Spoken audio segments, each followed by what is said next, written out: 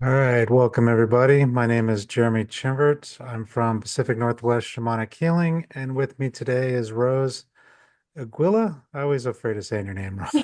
It's all right, Rose Aquilla.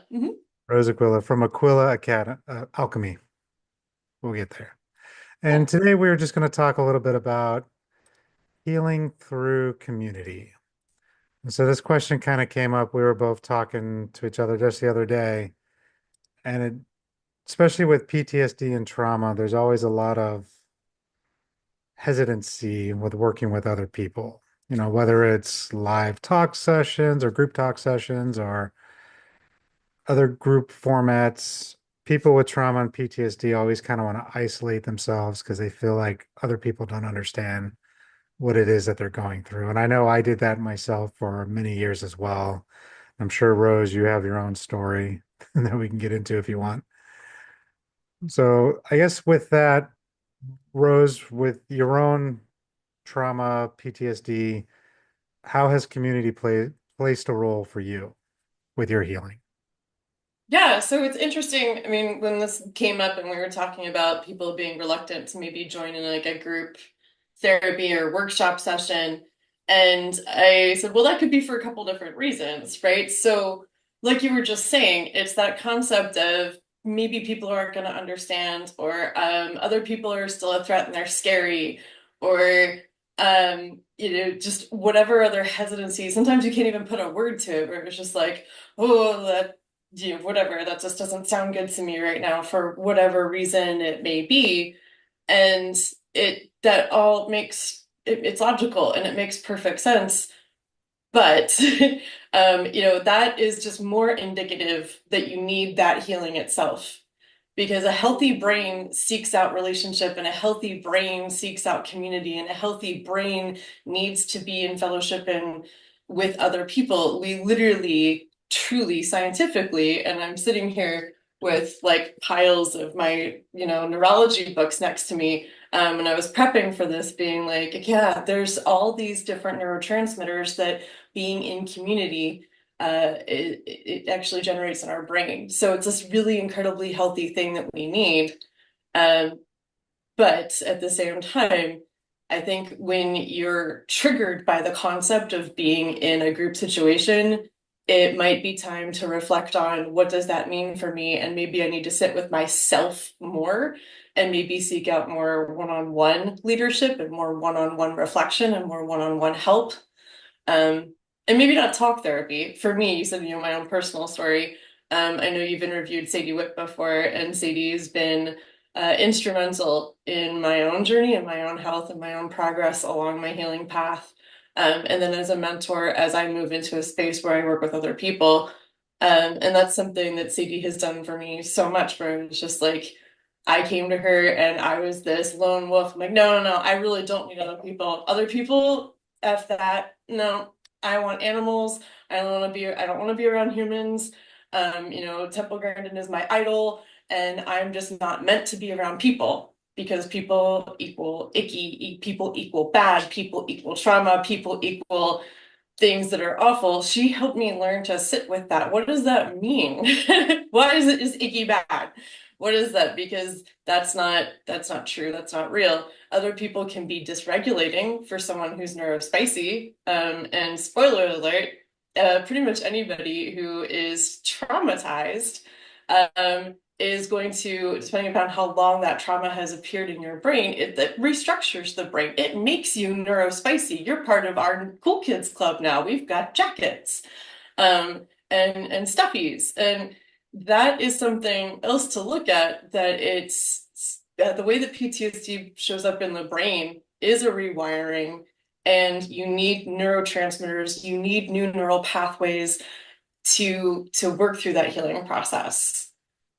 So that's kind of what that looks like for me, and why community is so important when you're on that healing journey. You can get so far, only so far by yourself.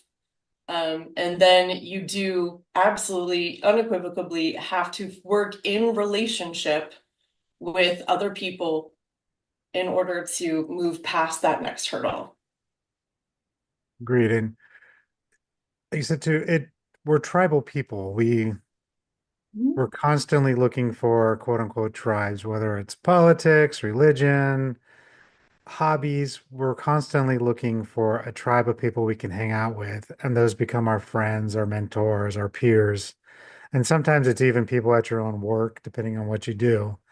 I know for me, coming out of the military, I ended up getting a desk job. I was working in this like 4x4 cubicle. I couldn't see anybody around me. But at the same time, it was nice because I was left alone. I was just Mhm. putting numbers into a database, tracking IT cost. That was my day in and day out. And it wasn't until, for me, my first community towards my way of healing was actually theater. Something I never really even considered. So it's when we talk about community, it doesn't necessarily mean a community of everyone who's like you and everyone who's been through what you've been through. It's just a place that you can go where you can start being yourself again, finding those friends. It becomes more of a safe space. And sometimes you can get out those aggressions because for me personally, my first show was Spam-A-Lot. And so I Nice. was actually the father who has the son who doesn't want to marry the princess. And all I had to do was come out on stage and start yelling. I was like, I got Yeah. this. This is easy. Right? Totally good. I was getting out a lot of aggression in those nights, just yelling at the audience and yelling at my son on stage, but just getting stuff out.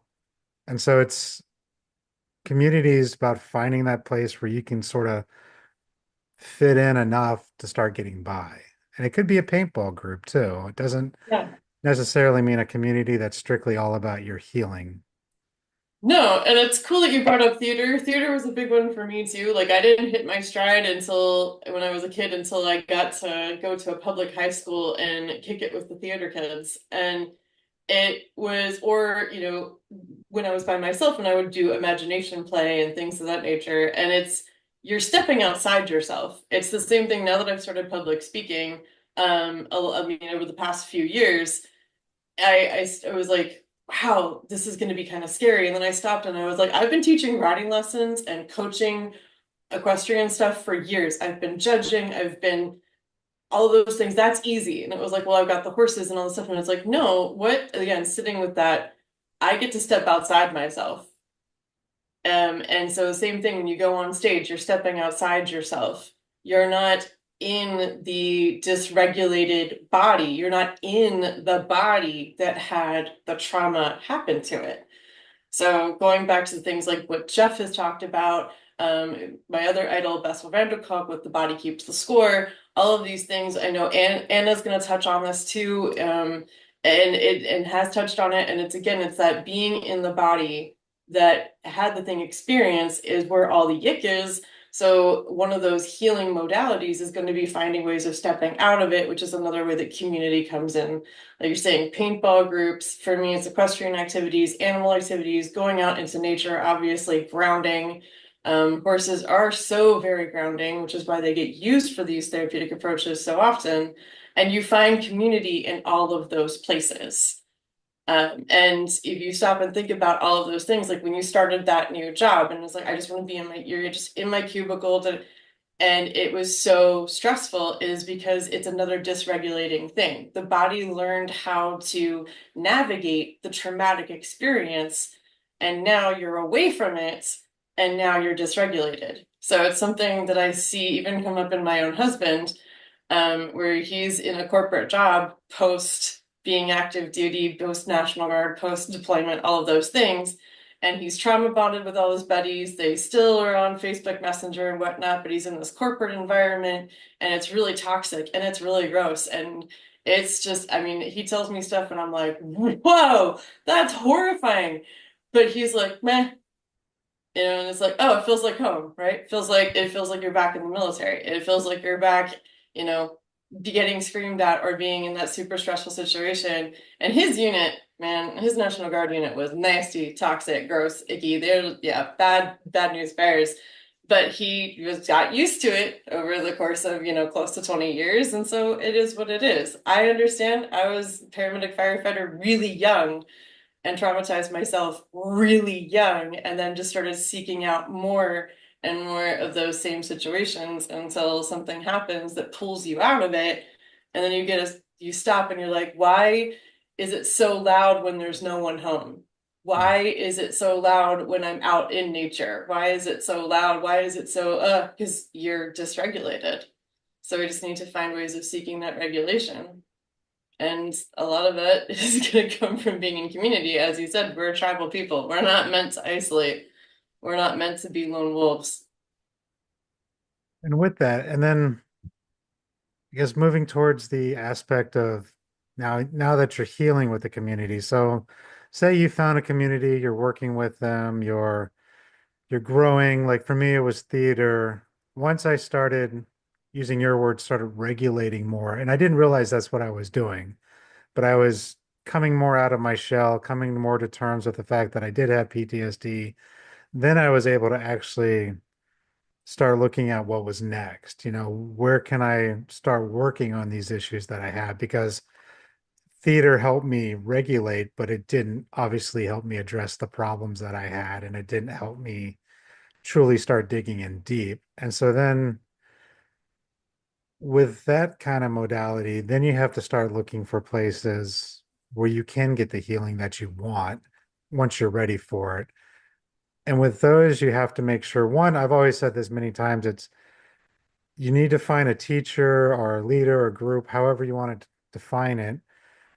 With that person, you need to connect with on some sort of level. You need to be able to relate to them.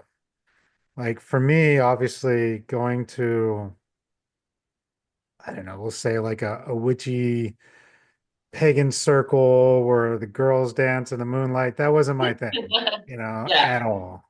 That wasn't even close to what I needed. So I actually started my journey with Landmark Forum, where you actually did that weekend where you talk about things and you find your stories. That for me, that was like the safe place to start. I'm in a room with like, I want to say there's at least 60 people, and you only had to talk to the person next to you occasionally. So it was a lot easier to work your way in there. Nowadays, we have programs online where you can get the information, still kind of hide out, but every now and then you might get called on type of thing. Have you ever worked with a program kind of like that? Yeah, I've done some similar things, and whatnot, and it's actually what was most helpful is being able to do something sort of like that. And I'm even thinking way back now, trying to remember what it was, what organization it was, but it was something I kind of like tripped and fell across online where it wasn't like anything local. It was something that was completely out of the community. And I could just, like you said, just kind of hide out in the background. No one's really, I mean, it was like early days of online Zoomy, not even Zoom. It wasn't even Zoom. It was just like a call type situation.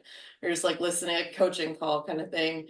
And it was like, wow, listening to other people talk about their stuff, it's that, wow, I'm not so alone. There are other people who have been through this. Oh, this is okay. Okay, cool. Cool. All right. Hmm. And then that helped kind of crack that egg open a little bit, that little concrete egg I had made for myself of comfort and aloneness. And because also bear in mind, like I had a really good social mask, neurospicy autistic girl social mask. I was Little Miss Peppy. I could come across looking like super cute little Carrie Underwood girl out there doing promotions and marketing and working in production and live events and all these things at this time. And really, I finally would get back to my truck at the end of the day and be like, oh, I'm so overwhelmed. And because the real me was just still like, ah. These things moved along until the military brought me to Washington, and I finally heard about through a series of other cool things.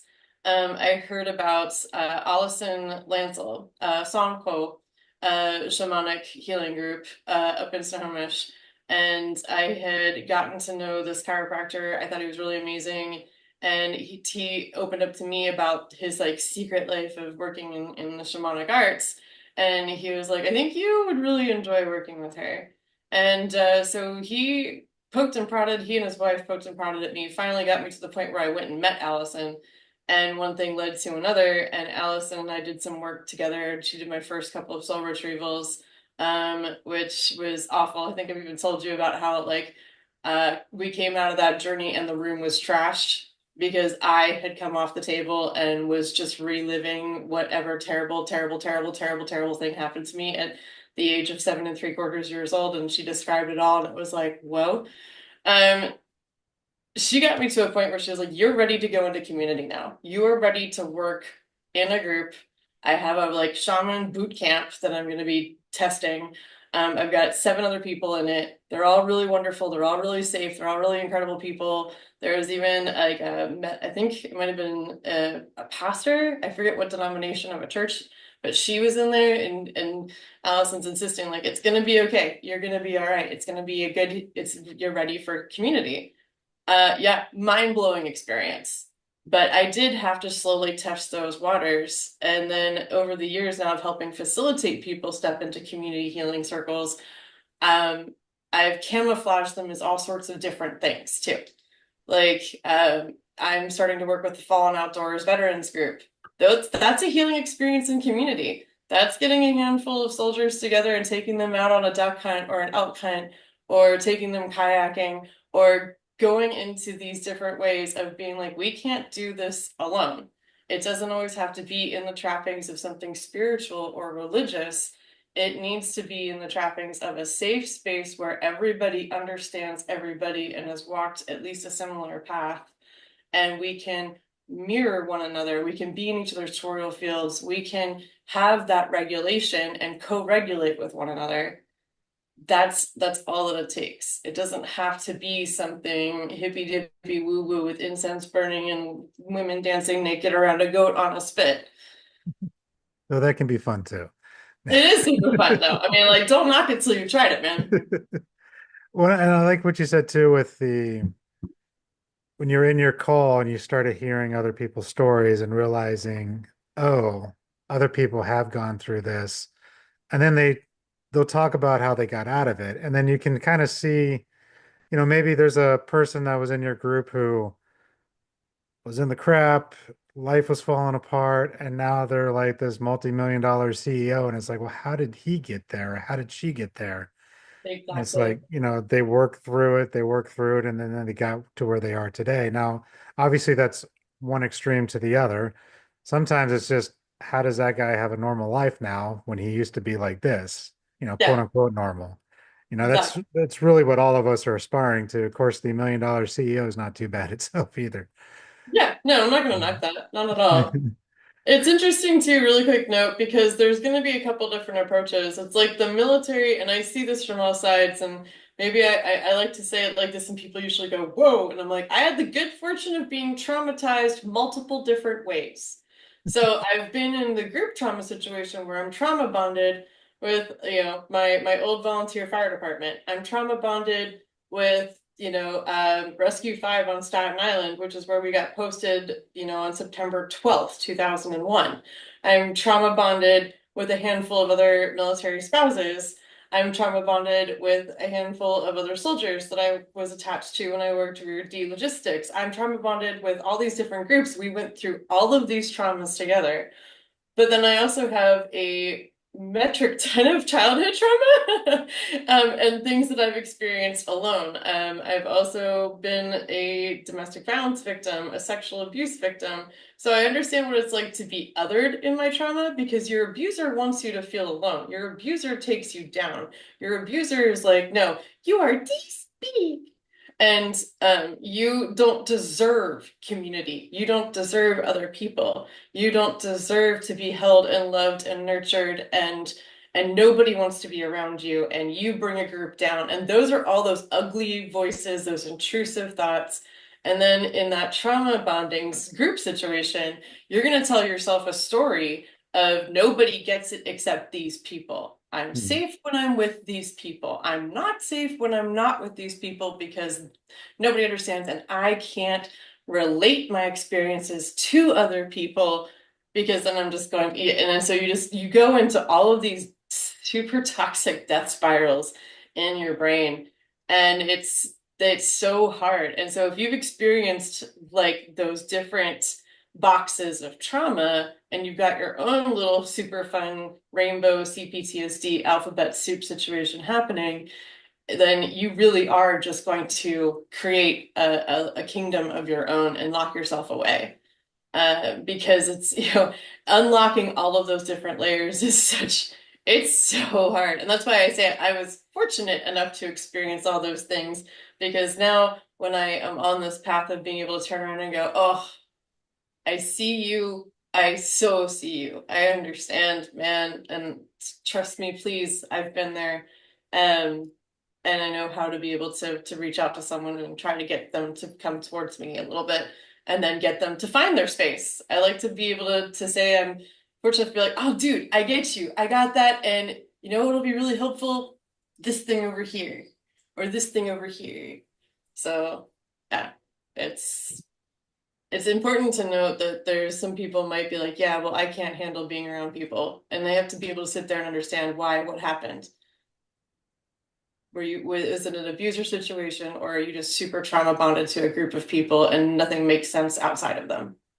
Yeah, and that's a good point too, because PTSD trauma comes in so many different forms. There's no right way to have it, quote unquote, right way.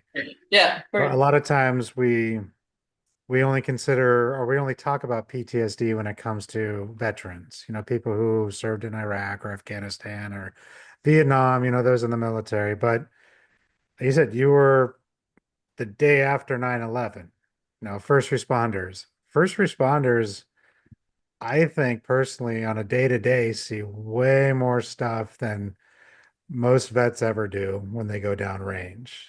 Like just mm, because it's a constant, you never know what they're going to get. Is it a car accident? Did somebody die in a fire and now you got to get a body out? Like somebody pulling a body out of, there's so much mhm. there. And then you also have childhood stuff, or was somebody beaten and raped? Were they kidnapped? Were they in some severe car accident, which they were the driver and they consider it their fault and everybody else died? There's Yep. so many different variables to trauma that you can't even comprehend it. Like Yeah, there's it's no absolutely way to not. categorize it. There's no way to comprehend it. It's Yep. everybody's different, and just because you went through one thing and somebody went through something else, the trauma can still be looked at almost in the same way. You can still work together to help each other. And it might be something as simple as they're listening to me while I'm listening to them, and we're just commingling our problems together. And maybe that person who went through something completely different has that unique tool or unique perspective that you never thought about, or is able to give you that forgiveness maybe you're looking for. There's so Yeah. many different ways of doing it. Being Having that witness. I was just gonna say, it's being one of the big things for me that also helped me get started to just start talking about stuff. Because especially obviously, like, I mean, being a first responder post 9/11, that was my first time that I was ever sat down and then this is where they went wrong. They sat us down, the entire crew at once. And they were like, do you guys need to talk about what you saw up there? And we're like, so like, what do you mean? Do you talk about it? I mean, not really, like, whatever. Okay, well, here's some pills. And we were literally just handed antidepressants. And like, if you feel sad or, you effed up, take them. But otherwise, whatever. Literally, that was it. And we were all just like, yeah, man, no, I'm cool. And I mean, it was really just kind of, it was gross. I mean, and what had taken us up there is one of, a local kid that started out volunteering with our company, was on the Rescue 5 Staten Island crew and he died. And so we literally just went up there for his memorial service and then like stuck around. And it was just, yeah, getting pulled into all of that, it was wild. But we were being told we were heroes, and it was just like, man, you're such a hero. I could never handle experiencing something like that. And so now you're getting elevated and you can't help it. Your ego, I don't care who you are and how humble you are, your ego is going to be like, I am not effed up. I'm a hero because I'm capable of withstanding all of this. And so it's just kind of like if I say that it's messing with me, then I'm no longer a hero. And maybe I'm not capable and I'm not strong enough to save these people, and I'm not the person who should be doing this job, and I need to not do this job anymore. Or, I mean, there's so many different thoughts that can go through your brain. I know that's what went through mine. But it was like, also, it was kind of a family tradition. And if you listen to my Shaman Stories interview, you get a little snippet of my family. But I was born and raised in civil service. And so it was just like, we're just a family of heroes. This is what we do. And we're all just really super capable. And it's just genetic. I'm just capable of handling all this stuff. So it was never a blip in my mind that it was going to affect me in any negative way, shape, or form. It was just like, well, my mom dealt with it, my dad dealt with it, my grandparents, we're all just whatever, we're all, heroes, I guess. Yeah, and Yeah, you make a point with that too, because they sat you in this room. Everybody you were working with on a day to day, you can't come across weak, quote unquote weak. Because we, now if especially now if female. Rose says, "Well, I have concerns, I feel bad, or I'm having bad dreams," now the rest of the crew might be concerned with you and whether or not can we take Rose out. Now you're concerned about whether or not they're comfortable with you. Are you going to be able to keep your job? The Yep, military has the same problem. It's you're weak if you admit that you have a problem. You're yep, weak if you're taking drugs yep, because now everyone's going to be concerned about you. And can I go on mission with you? If I go on mission with you, is she going to be able to handle it? yep, yep. Yeah. I mean, it was like 2 days before we left for 9/11. All of us went through the floor of a first floor dwelling that was on fire, and we're all having to work together to pull each other out of it. And we're all having, I mean, it's like, you again, those are the trauma bonds, and we didn't know we were going to go through a floor, man. It was like, this is a non-emergency fire alarm, but like, we roll up, smoke showing. Oh, uh-oh, now this might be a thing. Okay, well, everybody get your head on a swivel, and spidey sense is tingling, and then we go on air, and the next thing you know, it's like, ah, well, whoops, we're looking up. Like, yeah, it's the same thing. I mean, and you've talked about it before, same concept of a car accident. You only the driver survived. He gets out, he looks around, he pulls a weapon out, and he takes himself out right there on scene in front of us. And we're like, wow, this just got complicated in a hurry. Non-emergency patient assist. You end up going in, you like turns into a welfare check, turns into, uh-oh, grandma died 3 days ago. Those are, yeah, you just never know. So it's just like going beyond the wire when you're deployed. You just don't know. And you're not equipped. I know my husband's got stories of being sent beyond the wire and not having the appropriate weapons. Same thing. I worked in Baltimore City. We were paramedics. We didn't have guns. We needed them though. We got shot at all the time. We didn't even have body armor. So there's stuff like that where you're just like and then you end up with like kind of a command PTSD situation of like, I'm not supported by my organization. I'm not supported by my boss. I'm not supported by the people giving me orders. So it's on me to now do this thing. And then lords, all the gods have, mercy on you if you're an NCO or if you're middle command, because now you've got people under you whose lives depend on you, but nobody above you's got your back. So again, it's that it just comes down to me, and I just have to be the superhero, and now I have to carry everybody's stuff. And so how do you even begin to crack that nut to to work on healing that?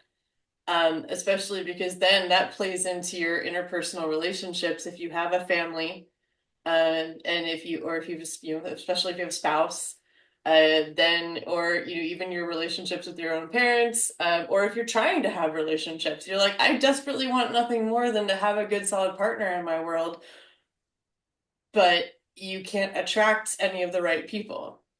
And so many of the people I work with, I see that they end up in all of these super toxic relationships, and there's a running joke, and I'm going to put it bluntly, but you become Captain Save-A-Ho. Um, And I will use my dear husband as an example, and because he would say the same thing. He was that guy, and I mean, and I had tons of friends just like him because of the circles that I used to move in, and I still move in, where I just kind of collect. I collect these folks, and I'm just like, oh, buddy, don't do that, please, no. But that's what they're used to.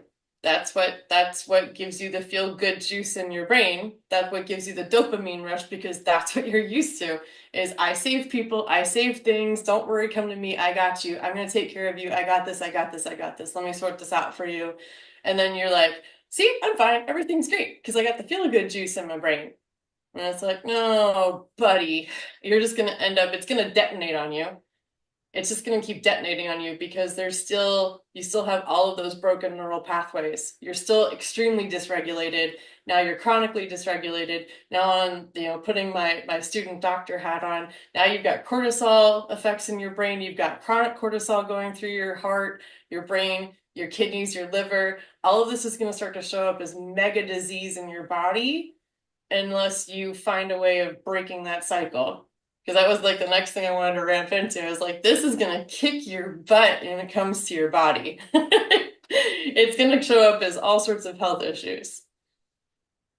Yeah, I can relate to the command issue for sure. As a former NCO, I remember my second or third deployment. My commander never deployed before. All the lieutenants never deployed before. The first sergeant Oh, never deployed before.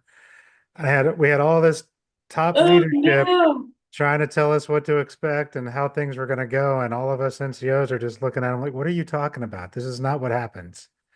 Like you don't know. Just go sit down, please. Let us take care of it. Just sit.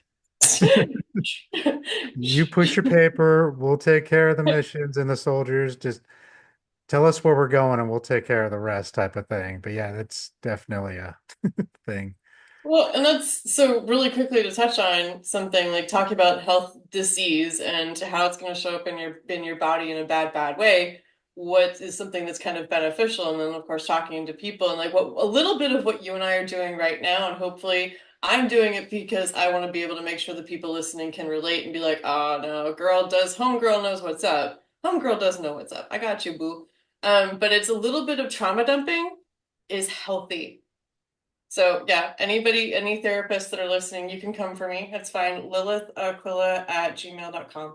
You can come for me because a little bit of trauma dumping allows that playing field to get leveled, allows some familiarity to get established. Being it was like, how do I know that homegirl knows what's up? Well, because there's a little trauma dumping, being like, oh man, this one time I had to pick up body parts and put them in baggies.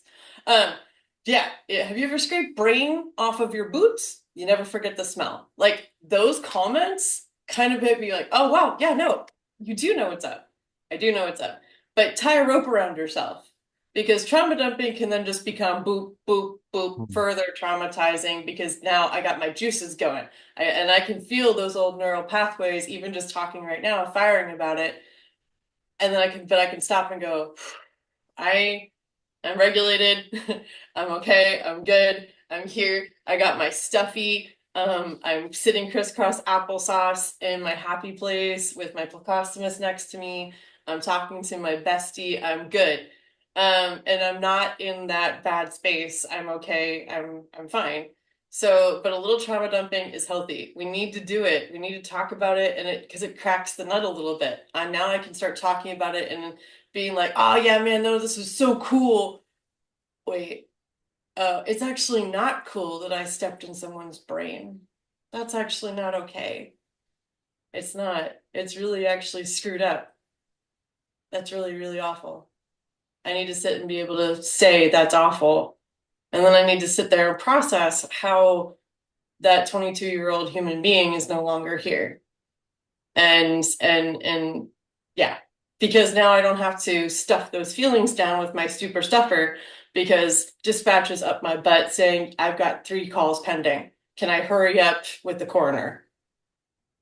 So there's a little bit of that where it's like, okay, cool. Trauma dumping's okay. I need to be able to get that out and then try to be able to relate to other people that this is what it looks like when you do get that stuff out and you do start talking about it. And then, yeah, it's going to be a little rocky, but I'm in community. I'm in community with other people. And those other people might be sitting crisscross applesauce with a stuffy and talking to a friend about it. And and that becomes part of the challenge, I think, though, too, right? Because yes, we need to get these things out. We need to have someone to talk to. But at least for myself, I can only speak for myself. When I came home, I didn't want to tell my wife all the stuff that happened. Like, I never even told her I left the wire when I was deployed. I always said, "Oh, we're gonna have a blackout and I'll be able to call you in a couple of days." I never even told her I left because I didn't want her to worry. I didn't want her to think about it. She's at home with a brand new baby. The last thing I wanted to do was add more stress, Right. because your family's at home watching the news or whatever, and so is getting bombed here. This building's blowing up here downrange, and this is happening. You don't want to add on that extra stress. And now you come home and it's like, well, I basically was lying to her for a year.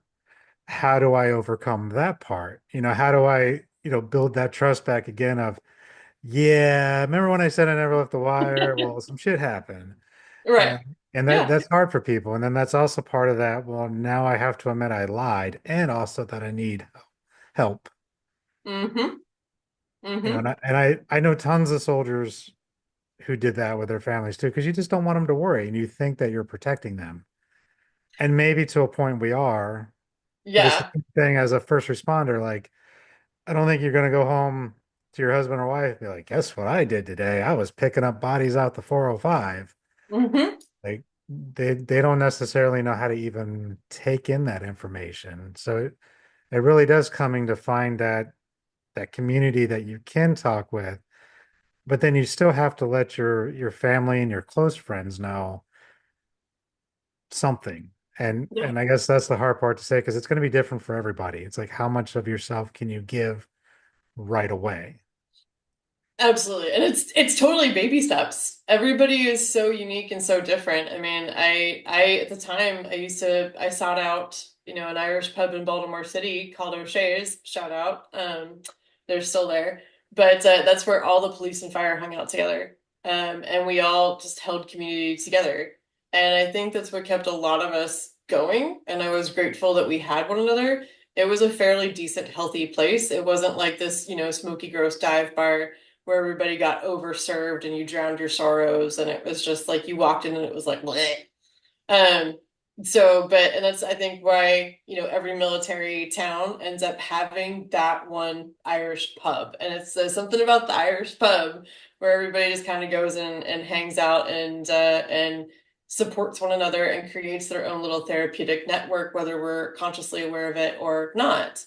I mean, for me, at the time I was married to a police officer. And he was Baltimore City PD. And we would just come home and dump on each other. And it was kind of awful, but we got through it. And then when we realized, you know what, we'd be better off and safer if we just enlist. It was pretty gross to be back in like 2004, realizing that that was the better option. But it's looking back and then the work that even he and I tried to do in our relationship and then moving forward into the relationship I'm in now and how it's those baby steps of being able to realize where it was like, don't underestimate my partner. I need to trust my partner, and my partner needs to trust me. And that looks like that shared vulnerability and going into, diving down some Brene Brown pathways of what being it's like, wow, so you're really struggling with this too. And it's like, yeah, how traumatizing was it for you to sit at home and watch the news and wonder, is that my husband out there? I just saw someone, I just saw that thing and someone's talking about this, and then in the wives group someone's talking about this and someone just posted this in the this, and it's like, oh no, is it, what's going on? And being able to say, yeah, I went and I did some really stupid crazy shit and it's really messed with me and I am so sorry that I haven't trusted you to hold that space for me. Makes a huge difference, like a really, really big difference. Jeremy and I are still working through that a little bit, where I can talk about something and he's just like, I don't ever want to have to think about that happening for you. I'm like, I'm really sorry, but there's stuff I know about you that I wish I didn't, but we're here. We still love each other. It makes you the person you are standing in front of me, who I love dearly. So it's, I don't know, I could go down a super big rabbit hole of all of this super like what this space looks like, the great equalizer of all this, the shifts of energy and what healing looks like and how it's not linear and how relational healing works. But to have someone come to you and say these things and to you experience their vulnerability and you experience their energy shift and how it hits you and what you do with that and how you can experience their healing and they can experience your healing at the same time is really magical and awesome. And I know Jeff's kind of touched it a little bit. No, I like that because it's true. It's when we go through these things, especially again, I'm coming from the veteran perspective, we think that we're protecting them, but then we also don't realize, they're watching the news wondering, is that your group? Is that your convoy? Is that your friend? Is that you? Because, you might give them a base name if you're able to, but Yeah. you can't tell them Oh, everywhere you're going at any moment. no. And so it's like they don't know. And then you have other spouses posting things and wondering if it's our group or their group, or maybe it was just one unit out of the battalion that has nothing to do with you. Something happened to them. And so everybody's freaking out back at home, wondering Yep. what's going on because the information takes so long to get back to. Absolutely. And so they're going through their own trauma at the same time. And I think that's Yep. actually a very good takeaway for people to take. It's if you are married or have a loved one, family members, and they're trying to help you, maybe look at what they went through while you were downrange or working your job or whatever it was.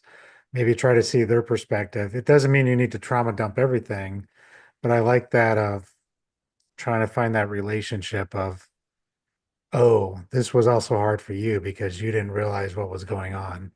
I Hmm. personally hadn't thought about it that way either, and I probably should should have. That's a good Yeah. lesson for me too. Yeah. It's a huge one. That's honestly the biggest nut that I ever came across, and it's just something that came up for me multiple times and talking to other people, talking to the spouses and partners of people, because by my first husband's, third deployment, I was just done going on post. We were here in Washington. I had started my own equine businesses and I was really busy creating my own life and I was jousting and doing my own super rad stuff.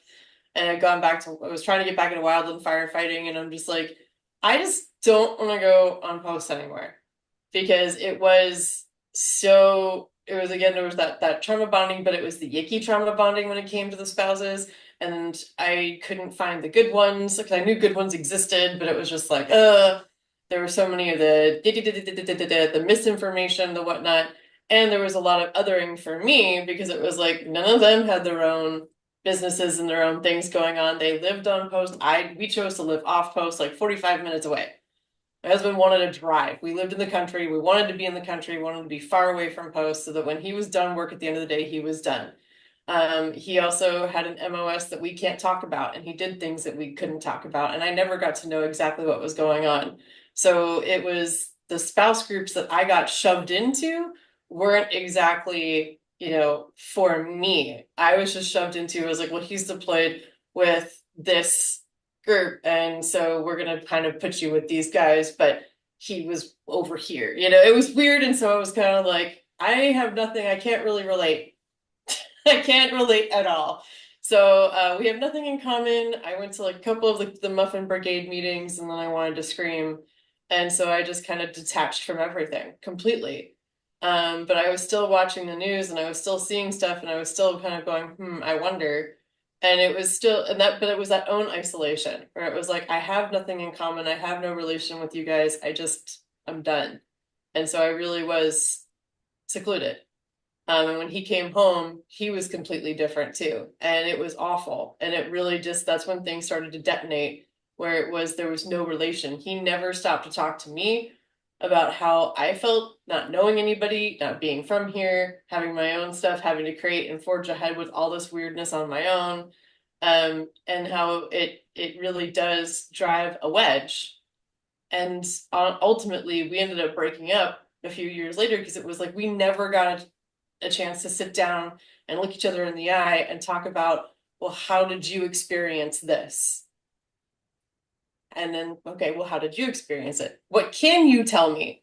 Even if you can't tell me what you experienced, you can still say, I missed being away from you. I missed being away from the house. I missed being away from the horses and the dog.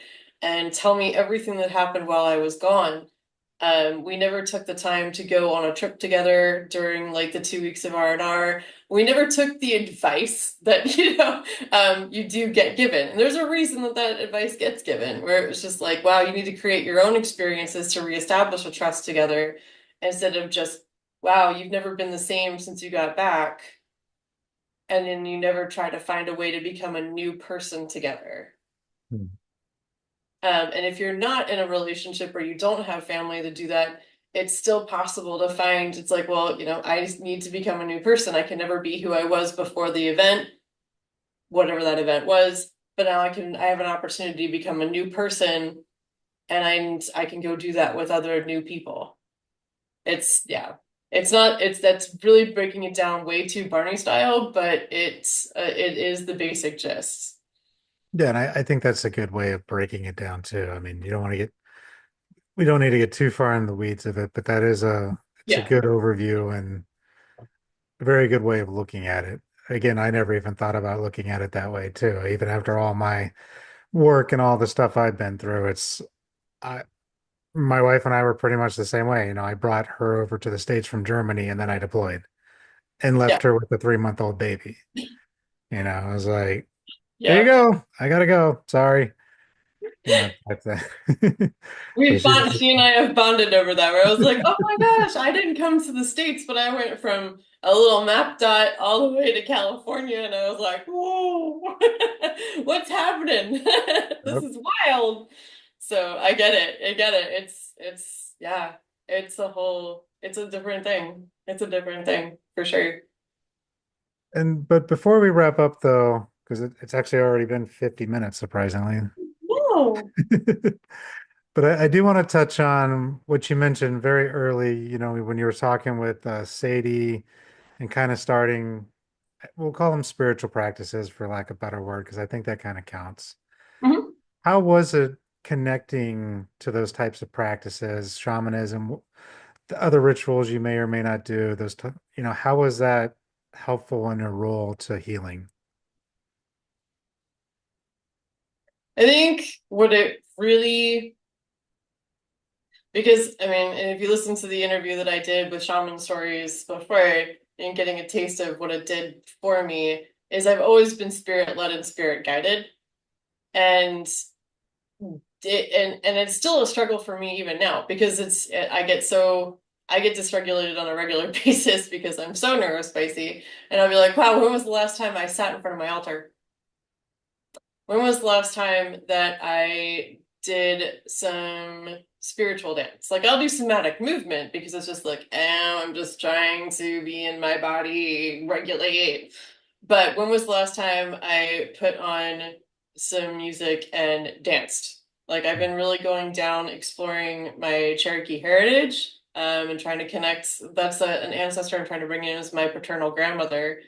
And I'm really trying to bring her into and connect with her more. So I've been trying to go down those waves and listen to that music and do those dances that I know that was a big deal for her when she was alive and I was little and I had very little interaction with her. So I'm trying to connect with her more and then I do that, and then I feel better, and I'm more regulated, and I'm like, oh, cool. So there's that essence of bringing spirit into my daily thing, but it regulates me because it gives you on a Muggle side of things, it gives you a structured practice. I need to go sit in front of my altar, even if it's for just 3 minutes, make a little offering. Thank you. Hey, what's up, you guys? Dude's cool.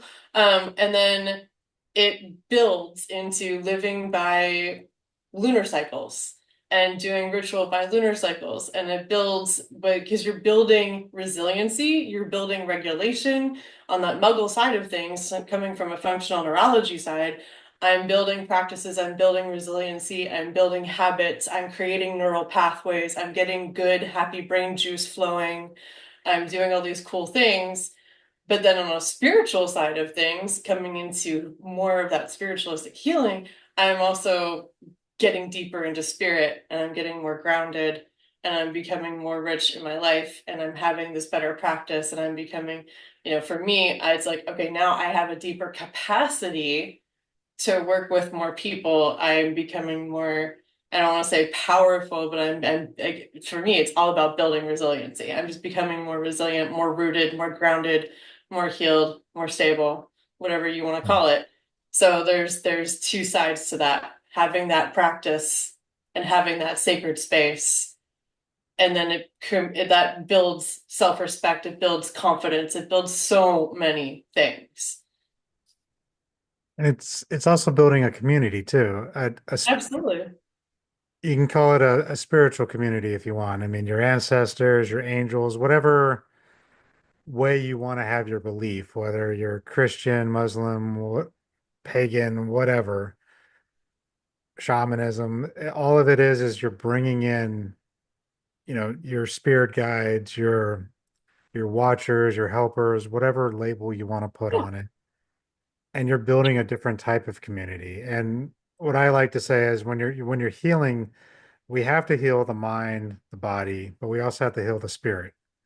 They're all connected. They all get imprints put in them. You get the intrusive thoughts that's in your mind that you got to clear. The anxiety is like in your body and partly in your mind. But then you also have your energetic imprints that you got to clear to get your energy flow and connecting with your guides. Again, this could be angels, whichever way you want to take it. But it's having that triage, that three-step approach of healing all of it helps bring the overall healing. Hmm.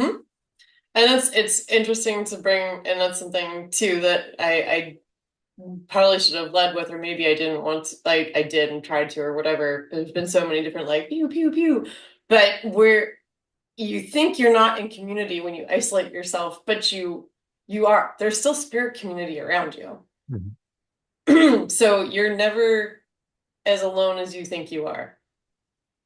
You just need to reach out. Yep. You don't have to reach out to the humans yet. If you're not ready to reach out to all the humans yet, that's cool. You still have your ancestors right there. And that's something I have to remind myself when I get really overwhelmed and all the stuff that's going on in the world all over the place today. It's really easy to get overwhelmed and detached and be pulled away from spirit. You can stop and be like, I'm not alone. I'm not going through this by myself. I don't need to isolate. I don't need to turn away. I just need to go and sit in front of my altar for a second. I have a picture of my dad over there, and I just kind of go and be like, dude, you would not believe what's going on right now, man. Um, and we just kind of, and I'll just talk in his picture for even just a couple of minutes, and maybe pour a little bit of something in for a shot glass for him, and leave it there, and be like, all right, cool. Um, and it's that moment where I'm just like, I'm not alone. I'm not alone. I know I'm not alone, and I don't have to fight this war by myself. And I don't, because my biggest thing anymore is that I'll even, I did it last night. I was just kind of feeling in my feels and I didn't go to the barn like I usually go to the barn on Monday nights. And I texted my friends and I was like, I just don't want to bring the mood I'm in to the barn right now. Even though I know you love me and I know you're here to hold me, it's not going to be beneficial. And I just need to sit with my stuff and figure it out for a second. Um, and I did. I came in here and sat at my altar behind me and yeah, gave myself about 30 minutes and I was like, "Phew, all right, I'm good." And I will touch on that too. So, because I know there's always going to be that one person. Well, I don't want to talk to my parents. They did this and this to me. I don't want to talk to these people. You don't have to. When we Mm-mm. say talk to your ancestors, it doesn't necessarily mean the ones directly involved in hurting you or causing you pain. It I forget the math, but I want to say it took for you to get here, there's like at least 1 million people behind us. Yeah. Each one of us. Yep. So a million people had to live and die in order for you to be here. And just think about that. It's Yep. not just your parents, it's not just your grandparents, it's their parents and their parents' parents and their parents' parents. There a million people literally had to be born and died for you to be here today. So Hmm. you have a million ancestors at a minimum who got your back. Yeah. And maybe No, there's two 100%. that are horrible. Maybe Yep. there's 100 of them. You still got a crap ton more waiting for you that are here to help you. All you got to do is reach out to them. And Mhm. even if you don't know their names, you don't have a picture, it doesn't matter. You could do something as simple as just light a candle and just say, "Hey, what's up?" Yeah, literally. I mean, I talk like a gangster to mine sometimes. It's kind of funny. But I mean, I will say this too. My dad was a shit ass. I mean, if you listen to my interview, you can hear it again. I touch on it a little bit. My dad was kind of a shit ass, but he was also like a major badass. And so it's been fun to put him on my altar and talk to him sometimes and been like, yo, why did you F me up so bad? And then I can hear him now. We have a relationship now where he's like, "So you'd be doing this." Hmm. And I'd be like, "Okay, okay, that's cool. That's cool. I get it." But man, sucks. And it's so cathartic and it's so healing. Just sometimes I'll say sometimes I'll take his picture outside and just let him have it. And you don't even have to take his picture. I mean, you can do this however you want to, but there's catharsis in being able to just have that spiritual connection to start working with those ancestors and to be able to get to a point where you can sit with the ones who were shit asses and have those conversations or like what I'm doing, being like my paternal grandmother loved me so much but was kept away from me. And I really do connect with her and that heritage, and I've been feeling really pulled to her. And so now taking time to sit in that practice and speak to her and build that relationship because I have some other stuff going on with my maternal line right now where I'm feeling more closed off. And so I want to be able to expand that side. So it's really fun to get to a point where you build relationship in community, in ancestral community too. So anyway, I know we're like super running out of time. Go to Yeah. that rabbit hole. Yeah, the only thing I would touch on that too is building the altar, talking to your ancestors. You don't need to forgive anyone. You forgive when you're ready to forgive. The only Hmm. thing I would say to do is just try to find the gratitude. Yeah. Because again, these people lived and died for you to be here. If you can find anything else, find gratitude in that. Yep. Because otherwise you wouldn't be here today. And yeah, maybe you feel like you shouldn't be here today because of what you're going through. But Yeah. it does get better. You Hmm. know, if anything, we're proof that it gets better. There's Where tons of other people that's proof. And, you know, even I will still say, I still have my moments. I still have my bad days, but they're few and far between than what they used to be. Yep. You know, Oh, word. we're Word. always Like dude, working on last night. ourselves. Yeah, last night was a bad day. I was just like, no, this ain't cool. This ain't it. This ain't right. But it's those are few and far between. Most of the time, I'm able to be like, no, once I get there, I'll feel better. Once I do this thing or get to these people, I'll be better. But then there are those moments where it's like, now I really do truly know myself enough to be like, I can't, not today. And they know me just enough to not go, oh, it's fine. You'll feel better once. It's like, no, man, this is the flavor ook that I just, mm-mm. Mm-mm. And my horse is not my therapist. That's not why he's on this planet. So I'm not going to bring the ook around him either. Though I hear they're good listeners. He's a very good listener, but there's also times where I've had that ook where I've rolled up in his stall and he's just sniffed me, taken one look at me, and walked away and been like, "Now, girl, don't be coming up here with that dusty, musty, crusty ass. Nope, not today. It's not fair to me." And it's like, yeah, no, I hear you. It isn't fair to you. I'll do the bare minimum to take care of you and keep you alive, and then I'm gonna go sit with myself and figure out what's going on. Nice. So, And with that, I do want to wrap it up. Why don't you let people yeah. know where they can find you? Maybe they want to reach out to you and learn more about how you work with people. Or maybe they just have Yeah, questions because they went through some crap too and they just want to sure. have someone to trauma dump on. Yeah, I was just gonna say I will happily tie a rope around myself and let people trauma dump on me. If it's gonna be constructive and get them going down the right pathway. I don't have a website for myself yet. Maybe I should work on that. But I'm on Instagram, Aquilla, Aquilla dot alchemy. Also here on the Facey Books with my full legal name, woo, Lilith Rose Aquilla. And then, like I said earlier, when I was like, you can come for me, therapist, it's fine. Lilith Aquila at gmail.com if you want to come that way too. But yeah, and then one really quick little thing is I have a nonprofit, access to alignment.org. I would be forever grateful if people would support that because I am doing what I can, especially in this current environment with things getting cut, to keep people getting access to things that are healthy that will help them, like chiropractic, and getting good functional neurology. So Access to Alignment provides that for people who can't afford to pay out of pocket. So please, yay.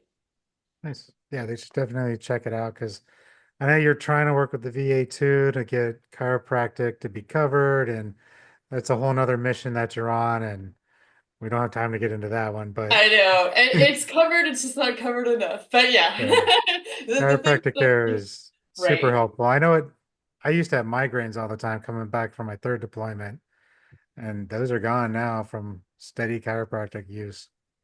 Yeah, it's pretty incredible because it does help you rewire your brain. It's not just about cracking bones, it's about rewiring your brain. And that's why I try to push it so hard. So maybe that'll be another little episode where we can go ahead and talk about how we can rewire our brains. Because it's my crazy happy thing. But no, I think this has been awesome and I hope it really does help folks out. Nice. And if anyone wants to work with me, it's Pacific Northwest Shamanic Healing.com. I will have a program starting up in April for, it's going to be an online program for group PTSD work. So we will be covering the triage I've already mentioned with mind, body, and spirit, learning journey techniques, breath work, and somatic body movement release. I have two special guests who are also helping me maintain the program, and they each cover one of those aspects because they know more than I do in breath work and body work. So I get the Yeah. experts to come in and help. Awesome. I'm gonna jump into it too. I'm gonna play along. So Nice. if anybody wants to join that group, I'm going to actually be in the group participating, not in any role other than just a fellow person looking to get healing. Because you never stop. Even though I've already done this work before, this will probably be my third time doing something like this. It's beneficial. It's always worth doing. Nice. Yeah. All right. Well, I appreciate you being here, and I'm sure we'll have you back for something else in the future. It was awesome. Thank you. Thank you. Thank you for listening to this episode of the Shaman Stories podcast. If you have any interest in the services that I provide or the services of my guest, please click the link in the show notes below. Thank you. And until next time, have a good journey.